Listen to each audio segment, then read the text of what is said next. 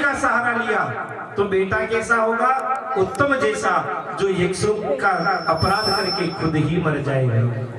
इसलिए सज्जनों, जितना हो सके, जो शास्त्र ने कहा है, जितना हो सके शास्त्र का अनुपालन करना चाहिए। इसी के उपरांत ध्रुव जी के वंश में आगे चलकर ध्रुव जी के पुत्र जो हुए उनका नाम है उत्कल। क्या नाम है? उत्कल। और इन्हीं के वंश में आगे चलकर एक महाराज हुए अंग। ये अंग बड़े धर्मात्मा राजा थे। महाराज अंग बड़े धर्मात्मा राजा थे, लेकिन महाराज अंग के एक बेटा हुआ जिसका नाम है वेन। और ये वेन बड़ा दुष्टात्मा हुआ, प्रजा को कष्ट देने लगा। प्रजा को कहने लगा, भाई देखो जी, भजन करना है तो किसका करना चाहिए? भाई राजा ही भगवान के बराबर होता है, और तुम मेरे नाम का भजन करो। ब्राह्मणों को क्रोध आया, ब्राह्मणों ने श्राप दे दिया, वेन का शरीर छूट गया। और वेन का जब शरीर छूट गया, अब बिना राजा के प्रजा सुनी है, इसलिए महाराज वेन के शरीर का मंथन किया गया। और महाराज वेन के शरीर के दाएं अंग से एक पुरुष प्रकट हुआ और बाएं अंग से एक कन्या प्रकट हुई, स्त्री प्रकट हुई। दाएं अंग से जो पुरुष प्रकट हुआ उनका नाम हुआ महाराज पृथु। क्या नाम हुआ? पृथु।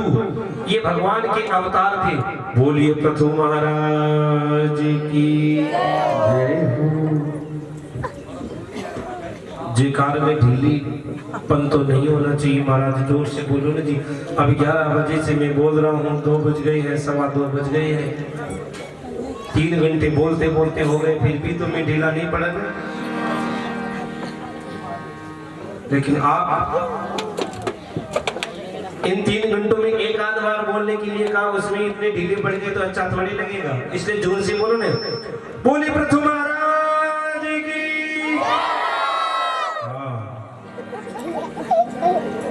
क्योंकि आपको बीच बीच में जय श्री कृष्ण बुलवाता हो, जयकार बुलवाता हूँ, और आप ऐसे जोर से बोल देते इधर से, मुझे फिर करंट मिल जाता, बैटरी चार्ज हो जाती, फिर थोड़ी देर और वापस चल देता हूँ। महाराज पृथु ने का जैसे ही प्राकट्य हुआ, महाराज पृथु ने देखा कि ये जो धरती है, इस धरती ने धान्यों को सोख लिया। पुराने जमाने में धरती में अन्न बोने की जरूरत नहीं थी। अभी अपन बोलते हैं, पहले अन्न बोने की जरूरत नहीं थी। समय समय पर ये धरती अन्न दे दिया करती, जिस ऋतु में जिस अन्न की जरूरत थी। और पहले लोग घर भी नहीं भरते थे, अपन भरते ना आजकल घर, पहले घर नहीं भरते थे। जितना चाहिए था काट लाते, घर में अपना काम हुआ, बस उससे ज्यादा घर में रखते नहीं थे। आज सुबह बन गया, शाम को बन गया, फिर रात को घर में रखते नहीं थे। शास्त्र की दृष्टि में तो कहा है कि जो लोग अपना पेट भर जाए, इससे ज्यादा के धन को अपना मानते हैं, वो चोर होते हैं। प्रेम से बोलो जय श्री कृष्ण। लेकिन अपन हाँ कि साईं इतना दीजिए, साईं इतना दीजिए, जामे कुटुंब समाए।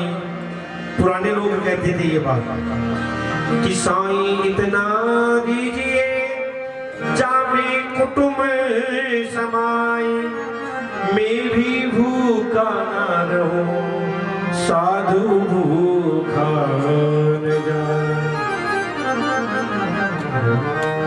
ये तो पुराने जमाने के लोग कहते हैं। आजकल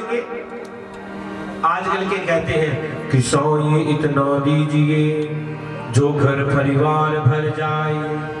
अरे मैं तो भूखा ना रहूं, 7 पीढ़ी बैठ कर खाए।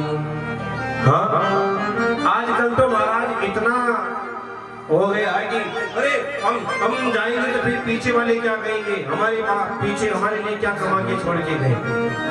अरे भाई, पीछे वालों की चिंता क्यों करनी है? शास्त्रों ने कहा है, पूत सपूत है तो क्यों धन संचय, और पूत कपूत है तो क्यों धन संचय। अगर बेटा सपूत है, उसके लिए धन इकट्ठा करने की जरूरत नहीं है, वो तो खुद अपनी मेहनत से कमा लेगा। और बेटा कपूत है तो उसके लिए भी धन कमाने की जरूरत नहीं है। आप कमाओगे और वो गलत काम में खर्च कर देगा। प्रेम से बोलो जय श्री कृष्ण। महाराज पृथु को क्रोध आ गया, हाथ में धनुष बाण ले लिए।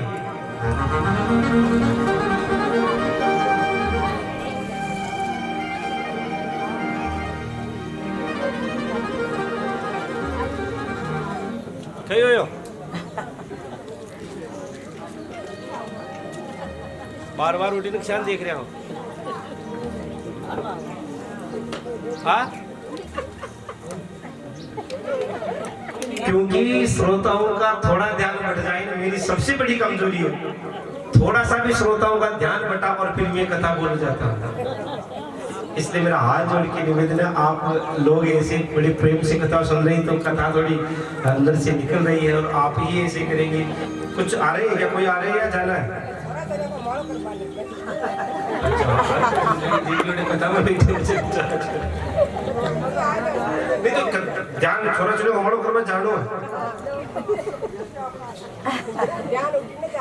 हाँ, ये तो कर रहा हूँ ना, आपका ध्यान फिर उधर जाता है, इधर फिर मैं देख रहा हूँ कि बात क्या हो रही है। प्रेम से बोलो जय श्री कृष्ण।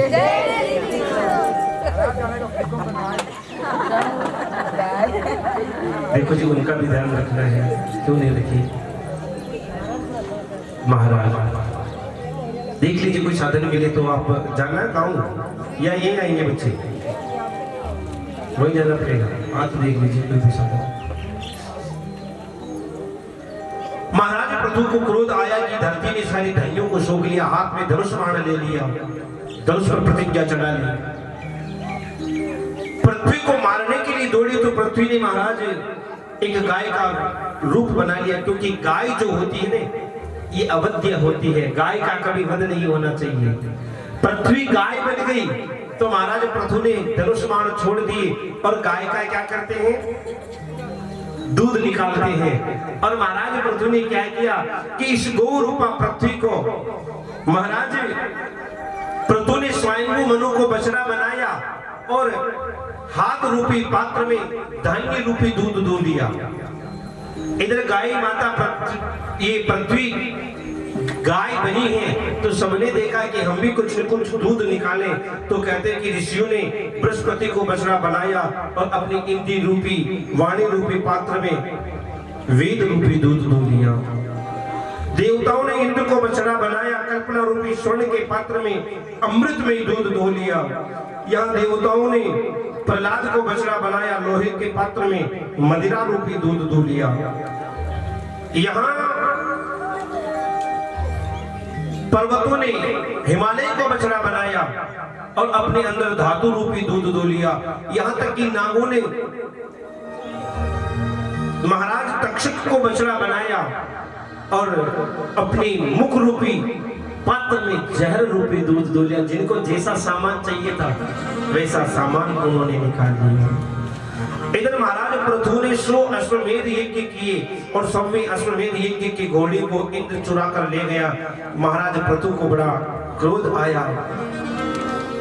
महाराज पृथु ने कहा, रे मूर्खों, ये क्या कर रहे हो तुम?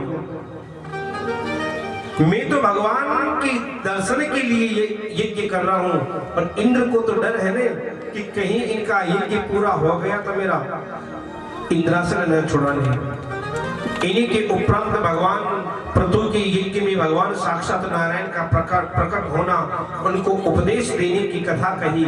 इसी के उपरांत महाराज प्राचीन बरही का उपाख्यान भगवान सुखदेव स्वामी ने राजऋषि परीक्षित से कहा और प्राचीन बरही के माध्यम से उन्हें पुरंजनों का उपाख्यान कह के उसका स्पष्टीकरण किया। ये पुरंजनों उपाख्यान क्या है? तो कहा है कि एक राजा था जिसका नाम था पुरंजन। क्या नाम था? उसका एक मित्र था जिसका नाम है अभिज्ञात। ये पुरंजन एक बार शिकार खेलने गया एक नगर में, देखा कि वहां बड़ा सुंदर नगर है। उस नगर के 9 द्वार हैं। कितने द्वार हैं? 9 दरवाजे हैं। 9 दरवाजों का ये नगर, इस नगर की रक्षा एक 5 फण वाला नाग करता है। बड़ा सुंदर नगर है। महाराज इस नगर की जो राजा है वो कोई पुरुष नहीं, एक कन्या इसकी राजा है, जो राजकुमारी है वो यहाँ की राजा है। और इस पुरंजन को वो राजकुमारी पसंद आ गई तो शादी कर ली। शादी करके वहीं रहने लग गया। कई दिन आराम से निकले, इधर एक चंडी बेग नाम का यक्ष आता है इस पर चढ़ाई करने के लिए, लेकिन ये उसे हरा देता है। इधर काल कन्या के साथ अब की बार ये चंडी बेग आया। 360 यक्ष और 360 यक्षिणियां लेकर, इनकी सेना लेकर इस पे चढ़ाई की और इस पर मानो विजय प्राप्त की। आपको पता है ये पुरंजन कौन है? ये पुरंजन जो है, ये जो जीव है ना, यही पुरंजन है। इस जीव का एक मित्र है अविज्ञात, यानी आत्मा का एक मित्र है जिसका नाम है परमात्मा।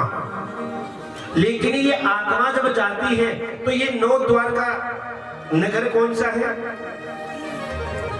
ये मनुष्य शरीर है ना, इसके 9 ही दरवाजे हैं। एक संत अपनी सुंदर पंक्ति में कहते हैं कि काया कोटिया निराली जमाने भर से, अरे काया कोटिया निराली जमाने भर से, 10 दरवाजे वाली जमाने भर से। इसमें 10 दरवाजे बताए संत ने, 10 दरवाजे बताए। कौन सा? तो कहा है कि 9 दरवाजे तो सिंपल है और 10वां वीआईपी गेट। वीआईपी गेट समझते हैं ना, ये कभी कभार ही खुलता है। कौन सा? ये ब्रह्मरंध्र। ये ब्रह्मरंध्र आपको पता है, जब भी जीवात्मा से आत्मा निकल के जाती है तो किसी न किसी मार्ग के द्वारा ही निकलती है।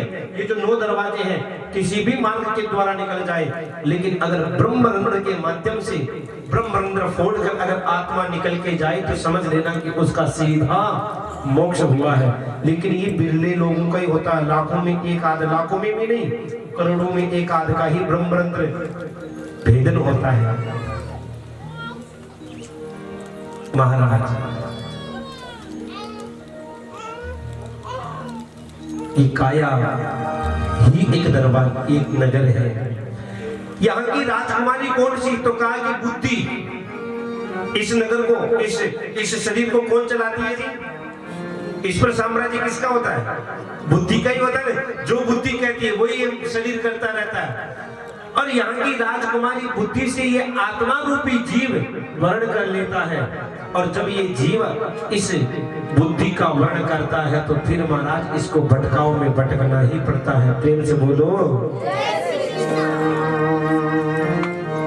इसी के उपरांत आगे चलकर महाराज प्रचेताओं का वंश वर्णन किया। महाराज परीक्षित ने भगवान सुखदेव से पूछा, गुरुजी आपने कहा था कि महाराज उत्तानपाद के 2 बेटे हैं, अभी तो आपने एक बेटे के बारे में बताया, उनके बेटे पोते प्रपोतों के बारे में बताने लगे, लेकिन दूसरे बेटे का तो नाम ही नहीं लिया।